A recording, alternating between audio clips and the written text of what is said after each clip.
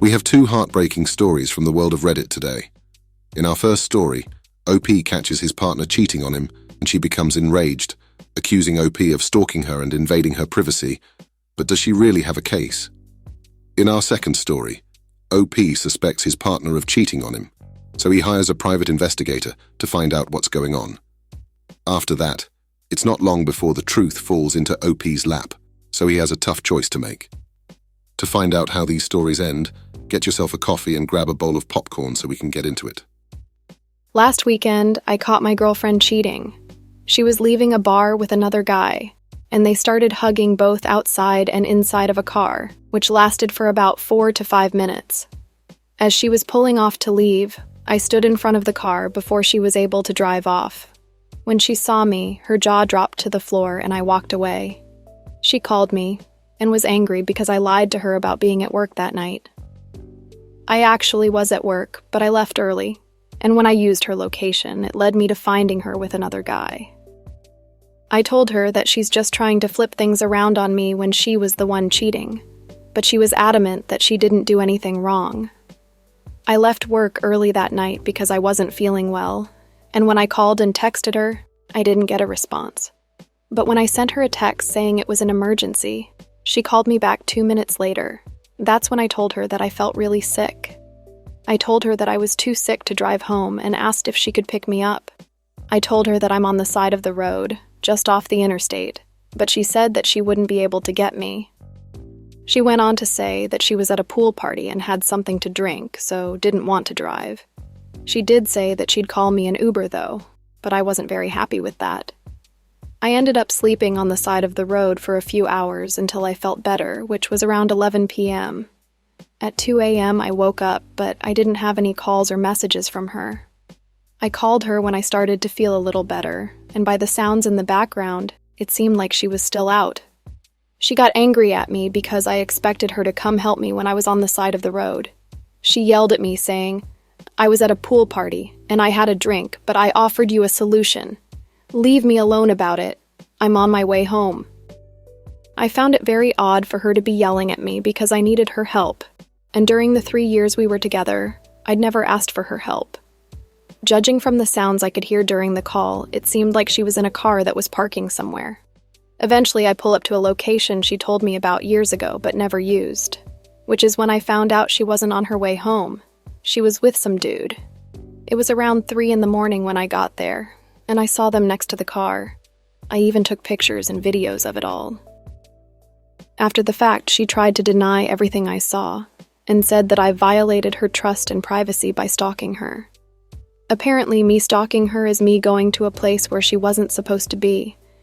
She told me that she'd only met the guy that night, and all she did was hug him goodbye, and when he tried to kiss her neck, she pushed him off. The thing is, the video I recorded tells a very different story. They were hugging each other for minutes. It even looked like they were kissing. She denies all of this and refuses to accept what I saw with my own 2 eyes. How is it possible for her to be angry at me when I'm the one who should be mad? OP's partner shouldn't be mad at OP for supposedly stalking her or invading her privacy. What about her role in breaking his trust? If she wasn't happy with OP and would rather be in the arms of a random guy when her partner needs her, she has no business being in a relationship. The selfish nature of a cheater is something that will always make my blood boil, as it takes away the consent of their partner. At least in my opinion. Anyway, let's drop by the comments section for a minute. Dragon Master says, "How are there so many terminally crazy people on Reddit? Why would you stay in a committed relationship with someone that did this? She's a cheater and she isn't going to magically fall back in love with you. And spoiler alert, she never loved you, so she's not suddenly going to act like a loyal girlfriend again. When you catch an unrepentant cheater in the act, you don't then allow them to lie to your face and complain about it. You leave and don't entertain their nonsense any longer. Just end this farce." J&H daughter says, "Because you allow it. Why is she still your girlfriend? Why do you keep calling her your girlfriend? What I think you meant was X, right? She's mad at you because you didn't just do what you usually do, which is let her take a dump all over you. She doesn't care about you. She doesn't love you. And she'd rather drink at a bar with her date than come and help you when you aren't feeling good. So again, why is it you keep calling her your girlfriend? And why do you even care that she's mad? She cheated. Break up and block her. Stop being a doormat because she doesn't respect you and she doesn't love you. Break up. Some things matter, the OP responds with. She's not. I forgot to add the X part, but we're not together anymore. I just had to vent.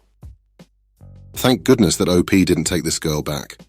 Since she clearly didn't have any interest in OP, and they don't have a house or any kids together, she should have just left him.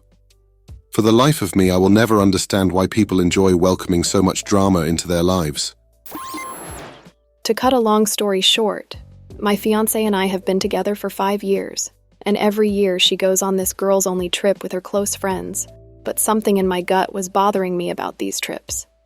Maybe it was the slight changes in her behavior afterwards, or the cryptic conversations I'd overhear. Instead of directly confronting her, I did something I'm deeply ashamed of, and I hired a private investigator to watch her during her last trip. I got back the results a few days ago, and as much as I regret violating her privacy, my suspicions weren't unfounded. The private investigator showed me proof of her being unfaithful, and it shattered my heart. Now, I'm caught in a storm of emotions. On one hand, I deeply regret snooping around and not trusting her enough to talk about it. But on the other, the betrayal from her side feels even more significant. When my fiancée got back from her trip, I tried my best to handle things maturely.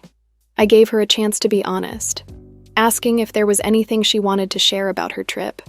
But instead of coming clean, she gaslit me, making me question my own perception and reality. Having the evidence I had, I confronted her about the affair. She was taken aback and immediately asked how I knew, so I told her the truth, letting her know that I hired a private investigator. I didn't want to falsely accuse any of her friends, but I won't lie, I was tempted to. She was furious, and I've never seen her that angry in all our years together. Additionally, feeling it was the right thing to do, I shared the evidence with one of her friend's boyfriends, so he could be informed and consider getting tested too. It was clear to both of us that our relationship reached a breaking point, so we broke up.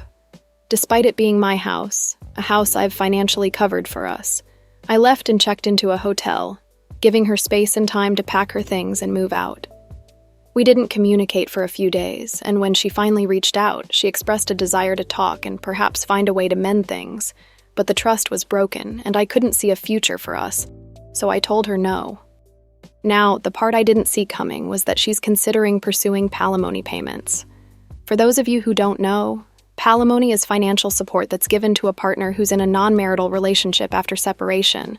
I've been informed that due to the relationship laws in our state, this could very well be a real concern. I've initiated the process of hiring a lawyer, and during our relationship, I took on the majority of the financial responsibilities, including the mortgage. We had an unspoken understanding, which is, my money is our money, and her money is her money due to our significant income difference.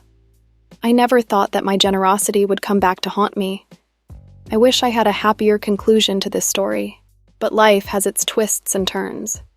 It seems like she might have the upper hand in this final act, but I'm hoping for a fair resolution. When you come across stories like this, it makes the case for getting a prenup even stronger.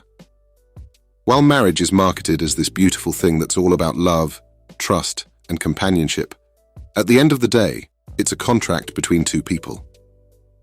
I don't see any reason for people to not want to protect themselves when getting involved in an arrangement like this, especially in a world that doesn't really see marriage as a lifelong commitment. With affairs being so rampant these days, what could be the harm of adding an infidelity clause to your marriage contract? You're already agreeing to a bunch of other things that might not be in your best interest if it all comes crashing down. Let's see what the people have to say in the comments. Okay, background says, just some advice: in your next relationship, do everything 50-50 until you're married. You're less likely to attract greedy women that way. Even after getting married, my husband and I still spend pretty much 50-50, and I spoil him here and there because I make double what he makes, and I just enjoy spoiling him. But he never asks for it and always thanks me for whatever I've done for him. The 50-50 thing was my idea, even though my husband insisted on paying by himself at the beginning. Also, make sure you don't add any woman's name to the house until you've been married a good few years. Anything that's of value to you should be in your name, and your name only. As for palimony, is this some new American thing? It sounds ridiculous. She cheated, so keep it as evidence and share how heartbroken and emotionally damaged you are at the palimony hearing. Countersue for pain and suffering, maybe, mental anguish. Good luck. I hope she doesn't get a dime. 1 millionth says, I'm so sorry this has happened to you. You had every right to do what you needed to do to seek the information needed to assess the safety of your relationship. I hope for your sake that she isn't able to get palimony. Talk to a lawyer as soon as possible and stop conversing with her. This woman doesn't care about you in any way. You are clearly a piggy bank for her. In general, I have no idea why people are so hell-bent on being in relationships like this, where they pay for everything, and the woman pays for nothing. Is this a self-esteem issue? In this day and age, women work. It isn't sensible to pay for someone else's life, regardless of your income difference, unless they gave up their career to look after kids, etc. I can only hope that OP is able to make a clean break from this relationship and protects himself better in the future if he plans on getting married again. I hope you enjoyed today's episode of Coffee and Popcorn, and I can't wait to see you on the next one.